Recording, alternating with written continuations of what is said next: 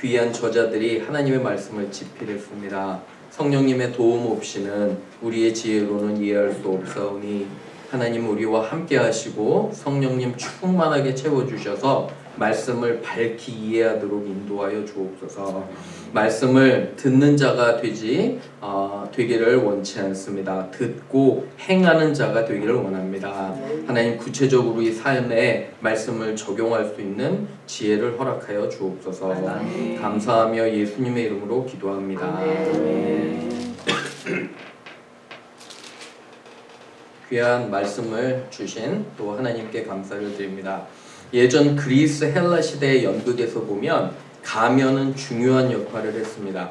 우선 가면을 쓰면은요, 그 가면이 나타내는 등장인물을 표현할 수 있습니다. 마치 우리나라의 탈을 써서요, 양반과 천민들을 나타낸 것을 여러분들 기억하십니다.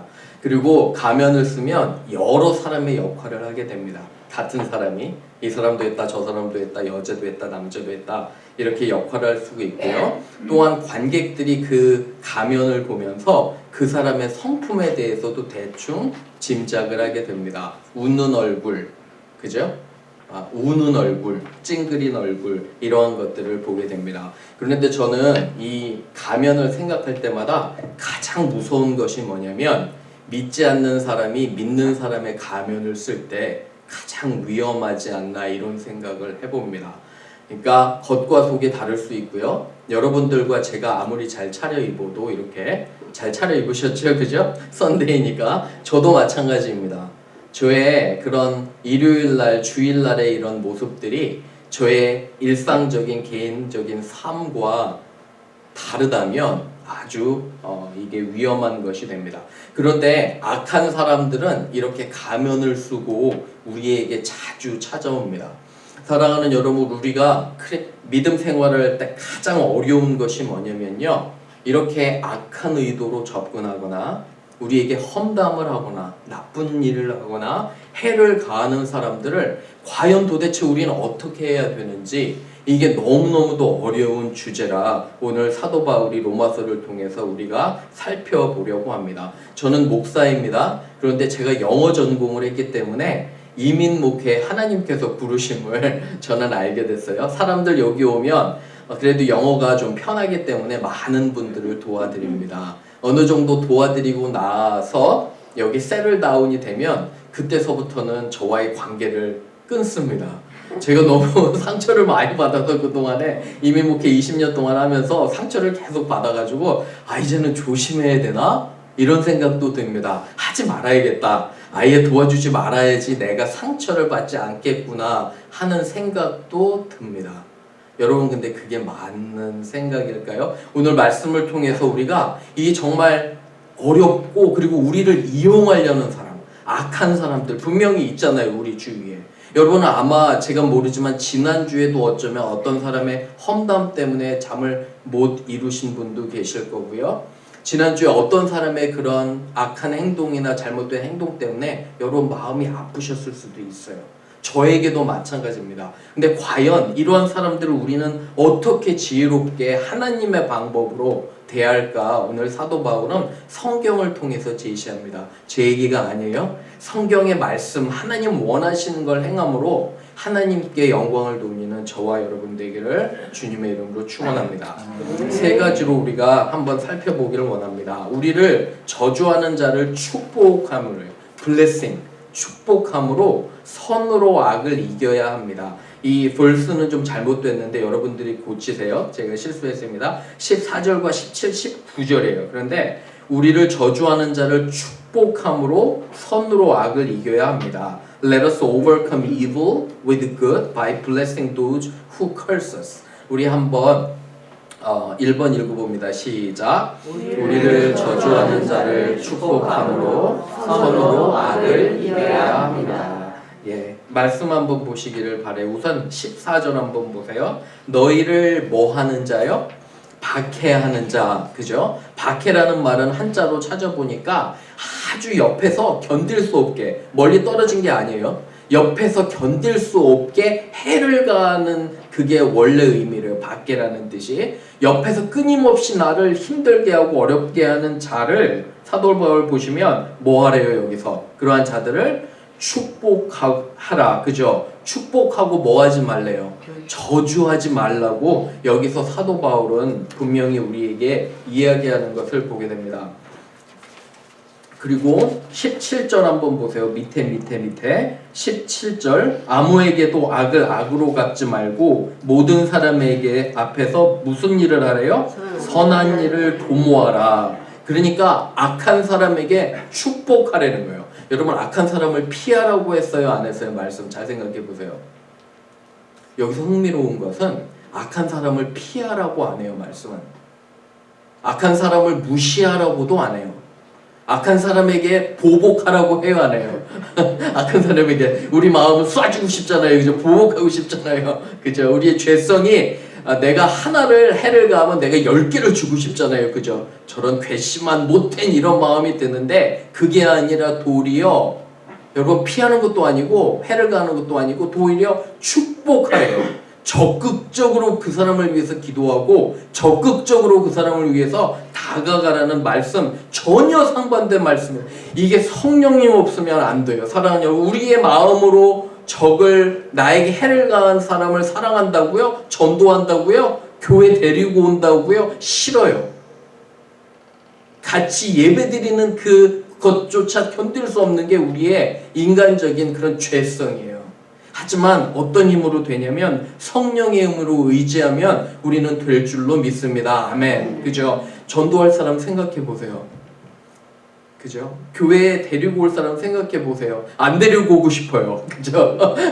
저 영혼이 구원받기를 원치 않아요. 내 마음은. 그런 거예요. 멤피스 한인들 생각해 보세요. 어느 누구 하나 구원받을 자격이 있을까요? 이렇게 생각하다가 우리 자신을 보면 우리는 구원받을 만해서 하나님께서 구원해 주셨나요? 그건 아니잖아요. 그죠? 그래서 우리 가운데 정말 축복함이 근데 굉장히 어려워요. 그러면 여러분이 저한테 이런 질문을 할 거예요. 그러면 나에게 못된 해를 가한 악한 사람은 어떻게 하냐? 그럼 이 사람들은 어떻게 되냐? 이렇게 질문이 있잖아요. 그것이 오늘 중요한 건데 보세요. 19절 한번 보세요. 좀 내려와서 보세요. 너희가 친히 원수를 갚지 말고 누구의 진노에 맡기래요? 하나님의 진노에 맡기라는 거예요. 하나님께서 그들을 벌하시고 하나님께서 그들을 다루신다는 거예요. 우리는 사랑하고 축복하면 되는데 분명히 하나님은 정의의 하나님이기 때문에 하나님께서 다루세요. 신명기 32장 35절 이 세 번역으로 제가 해봤는데 좀 쉽게 읽어보겠습니다. 시작. 원수 갚는 것은 내가 하는 일이니 내가 갚는다. 원수들이 넘어질 때가 곧 온다. 재난의 날이 가깝고 멸망의 때가 그들에게 곧 엎친다. Disaster is near. 그죠? 재앙이 그들에게 가깝다는 거예요. 너희들, 여러분과 저의 손으로 절대 하면 안 돼요. 하나님께서 분명히 그들을 심판하시는 거예요. 열왕기상 읽으셨죠? 그죠? 열심히 읽고 계시죠? 아합과 이세벨이 온갖 악을 저질렀어요. 나봇의 포도원을 빼앗았어요. 읽으셨죠? 기억하시죠? 열심히 읽으셔야 돼요. 빼앗고 온갖 선지자를 죽였는데 나중에 이들은 개들이 핥아요. 그들의 시체를. 하나님 분명하게 심판하시는 두려운 하나님을 믿어야 돼요. 그러면 또 하나 질문이 생기는 게 뭐냐면 이 땅에서 처벌받지 않은 사람들은 어떻게 되나요? 여러분이 이런 질문할 수 있잖아요. 그죠? 모든 악한 사람이 처벌되는 거 아니잖아요. 이 땅에. 그래서 저는 지옥이 있어야 된다 생각해요. 어떤 사람들은 이렇게 얘기해요. 어떻게 선한 하나님이 지옥에 사람들을 보낼 수 있냐? 여러분 그 질문 생각해 보셨어요? 선하고 사랑의 하나님이 어떤 사람은 왜 지옥을 보내고 지옥을 허락하시냐? 그것은 뭐냐면 이런 영원한 완전한 그런 심판이 없다면 그럼 세상의 그런 악들은요? 세상에 심판받지 않는 사람들은 어떻게 되는 거예요? 그렇기 때문에 공평하신 하나님이 지옥을 존재하게 만드신 거라 저는 믿습니다. 아멘. 그죠? 여러분들 절대로 보복하거나 내가 원수 갚는 거나 이런 하시면 안 돼요. 아예 그곳에는 눈길도 주지 마세요. 상관하지 마시고 기도로 그 사람을 위해서 축복하세요. 그러면 하나님이 여러분들을 책임지실 줄로 믿습니다. 아멘. 두 번째 갑니다. 그러면 우리의 또 크리스찬 공동체에서는 뭐가 필요하냐면 공감이에요. 서로를 향한 사랑으로 공감을 해주는 공동체가 됩시다. Let us make a loving community by sympathizing with other people's emotions. 2번 읽어봅니다. 시작. 서로를 향한 사랑으로 공감을 해주는 공동체가 됩시다. 아멘. 공감, sympathy. 한자로 찾아보니까 공은 하나라는 거예요. 하나, 감은 감정. 그러니까 상대방과 하나의 감정이 내가 된다는 거예요. 말씀 보시면은 15절 보세요. 즐거워하는 자들과 함께 뭐 하래요? 즐거워하고 슬퍼하는 자와 함께 우는 자와 함께 뭐 하래요? 함께 우는 거예요. 공감은 다른 사람이 느끼는 감정을 잘 들어보세요. 내가 그 감정과 하나가 돼서 그 사람을 이해하는 거예요. 두 분이 대화를 나눌 때 저는 여러분들이 듣는 자가 되길 원해요. 무엇을 듣냐면 그 사람의 감정선을 들어야 돼요. 그 사람의 감정을 위로해 주세요. 열심히 그 사람을 위해서 들어주면 언젠가 보다 보면 그 사람들의 마음이 열려요. 여러분에게 마음이 열린 포인트에 예수님을 전하시면 돼요. 저도 전도할 때 목사라고 안 합니다. 처음엔 얘기를 잘 들어드리고 같이 관계를 빌드업해요. 그 다음에 적절한 시간을 하나님께서 주세요.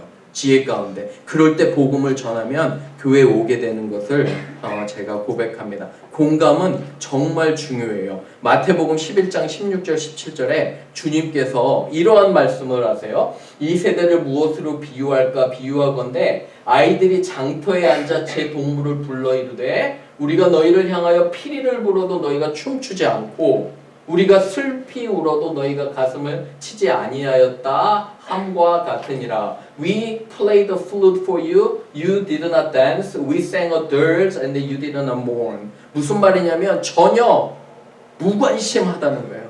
서로 상대방에 대해서. 제일 비극적인 공동체가 교회가 어떤 교회인지 아세요? 여러분? 서로를 미워하는 공동체보다 저는 더 비극적인 게 서로 관심이 없는 공동체가 제일 저는 비극이라 생각해요. 어때요? 소 닭 쳐다보듯이 그죠? 서로 관심이 없으면 어떨까요? 이게 참 비극적인 거예요. 상대방이 어떻게 사는지, 무슨 감정을 갖고 사는지, 어떠한 어려움이 있는지 기도도 안 해요. 관심이 없으니까. 그죠?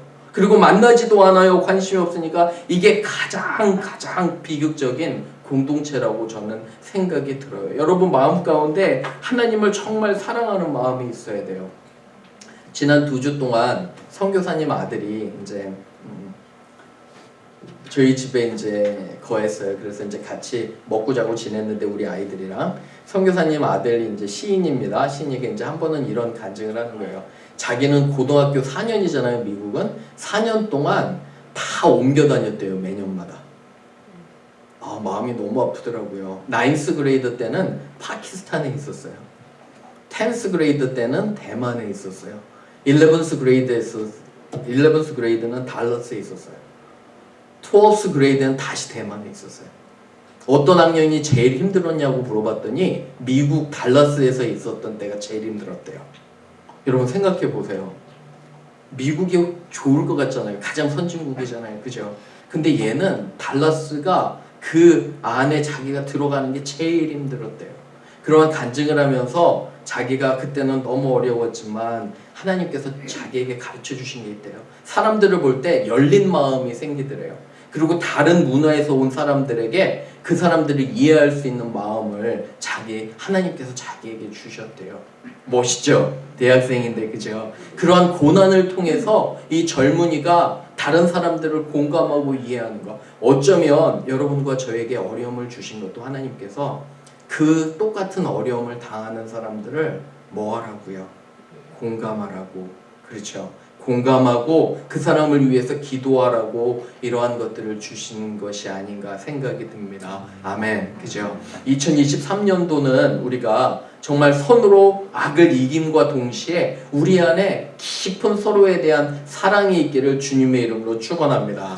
옆에 한번 보세요. 나는 당신을 공감합니다. 한번 해보세요. 나는 당신을 공감합니다. 그죠? 서로 사랑하고 감정을 나누기를 주님의 이름으로 축원합니다. 마지막 세 번째 봅니다. 항상 그래서 겸손한 모습으로 내 위치를 잘 알고 낮은 데로 내려갑시다. Let us remember to be humble in all circumstances. Humble, 항상 겸손한 거요. 3번 읽어봅니다. 시작. 항상 겸손한 모습으로 내 위치를 잘 알고 낮은 데로 내려갑시다. 아멘. 16절 보세요. 서로 마음을 같이하여 높은 데 마음을 두지 말고 도리어 어떤 데 처하래요? 낮은 데. 그죠? 험불한 데 처하고 보세요. 스스로 지혜 있는 채 하지 말라. 그죠? 얘기를 나누다 보면 자기 것을 막 자랑하는 사람들은 어때요? 오히려 지혜가 없는 자들이에요. 가진 것이 없는 자들. 그죠? 그래서 내가 내 걸 자랑하는 것이 아니라 지혜로 있는 채 하지 말고 항상 겸손함을 추구해야 됩니다. 우리 주님께서 이런 말씀 해주셨어요. 한번 읽어볼까요? 시작. 아무 일에든지 다툼이나 허영으로 하지 말고 오직 겸손한 마음으로 각각 자기보다 남을 낮게 여기고, 낮게 조심하세요. 이거는 밑으로 하는 게 아니에요. 나보다 좋게 여긴다는 거예요. 그죠? 여기 보시면 do nothing out of selfish ambition or vain conceit. Rather in humility value others above yourself. 너보다 위에 두라는 거예요. 다른 사람을 당신보다 더 낮게 귀하게 여기라고 이 사도 바울이 빌립보서를 통해서 말씀하십니다. 이게 그리스도의 마음이고 또 우리를 향한 그리스도의 마음이기를 원합니다. 겸손함 어려워요. 왜 그러냐면 나는 나를 자랑하고 싶은 그런 항상 내 안에 그런 죄성이 있기 때문에 너무도 어려운 것 같습니다. 하지만 항상 겸손함으로 우리가 1년을 잘 보내야 됩니다. 교회들을 생각해 보면 특별히 한국 교회가 취약한 게 있어요. 그게 뭐냐면 그 안에 여러 가지 다른 의견들이 하나로 모아지지 않는 것들이 너무너무도 힘들어요. 그런데 그 뒤에는 어쩌면 우리의 교만과 자랑이 숨어 있어요. 한국 교회만큼 타이틀을 좋아하는 교회 없을 거예요. 여러분 공감하시나요? 그죠? 특별히 목사, 장로, 집사 이런 타이틀을 너무너무도 좋아해요. 얼마나 많은 교회들이 나를 이렇게 안 불러줬다고 사람들이 나가는지는 몰라요. 그죠? 목사도 마찬가지예요. 제가 목사님들 모임을 가보니까 거기도 똑같아요. 나를 어느 정도 대접해 주기를 바라는 분들도 계세요. 근데 저도 자꾸 조금씩 나이를 들어가니까 이제 제가 젊은 편이 아니거든요. 목회자 모임 가면. 여러분들 착각하시면 안 돼요. 제가 절대 젊은 그렇다고 뭐 아주 젊습니다. 아직 마음도 그렇죠. 그런데 은근히 내 마음 가운데 대우받고 싶은 마음이 있잖아요.